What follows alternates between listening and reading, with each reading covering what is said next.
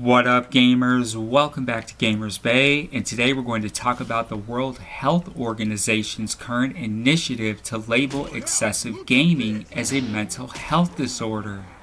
So for starters, here we go again with the medical community attempting to label just about any natural human behavior imaginable as being a mental health condition. This new classification from the WHO would literally label excessive gaming as a mental health issue and a real disease. And so here's the thing, just about any human activities imaginable that are done to an excess could probably be considered to be an addiction. But don't you think it's kind of ridiculous when it gets to the point where our medical society is attempting to label just about any human behavior imaginable as somehow being a mental health disorder? And what about people who have hobbies? People with hobbies typically perform those hobbies to the excess, right? Are they mentally ill as well?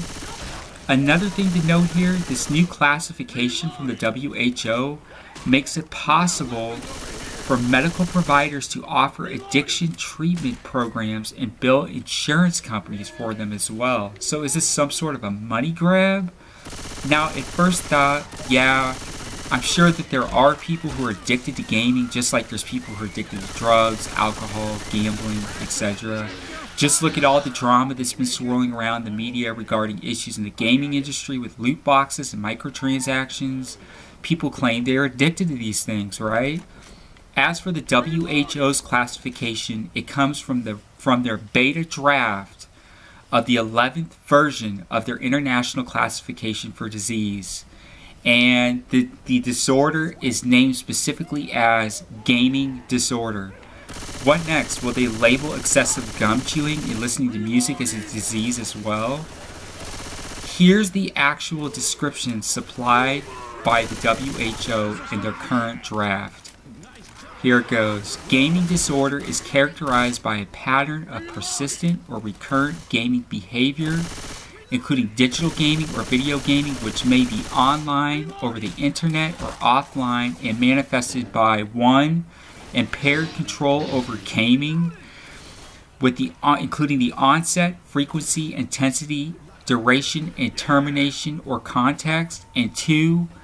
Increasing priority given to gaming to the extent that gaming takes precedence over other life interests and daily activities. And 3, the continuation or escalation of gaming despite the occurrence of negative consequences. The behavior pattern is sufficient severity to result in significant impairment in personal, family, social, educational, occupational, or other important areas of functioning. The pattern of gaming behavior may be continuous or episodic and recurrent. And so here's my thoughts on all of this, okay? Addiction as a whole is a very real thing. I would agree with that, but it's also a matter of human choice. Likewise, all humans are naturally obsessive and compulsive about certain things, as desire is very much a part of our human nature. Humans are not perfect either, nor do we live in a perfect world. And to label natural human tendencies as being, quote, an addiction, a mental disorder, or as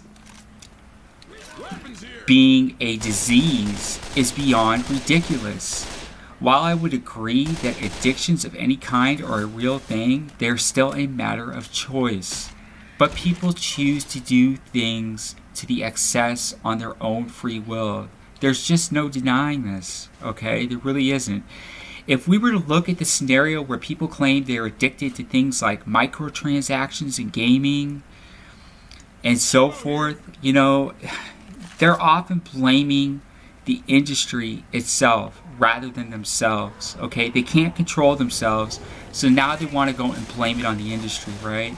This is akin to the drug addict who continuously blames their drug addictions on the drugs themselves rather than themselves. It's the same scenario with the gambling addict. They blame the casinos, and many will swear that their gambling addictions are not the fault of their own.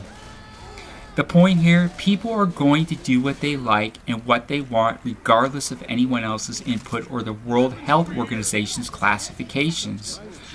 They're totally irrelevant. People are going to do what they want regardless. That's just the way it goes. If they choose to be addicted to something, they're going to do it. If they really like something enough, they feel like doing it consistently and constantly, they're going to do it, regardless of anybody else's input. However, this doesn't mean that those who suffer from addictions don't deserve to get help if they feel they should need it. Some people really can't control themselves. I understand that. And it's often due to the lack of one's self-control that defines this. Addiction or lack of self-control are always the result of an individual's inability to take responsibility for themselves, but often they can better become more responsible individuals with the help of others. For this reason, having treatment options available probably isn't such a bad thing. But the WHO should be careful as to how they classify such things as supposed gaming disorders, which obviously would have no place being pinned next to disorders like schizophrenia or bipolar disorder, obviously much more serious mental conditions. Anyways, many thanks for watching. I'm definitely interested to hear what your input is on this situation. I gave you mine. I would like to, share your thoughts and feelings below in the comments.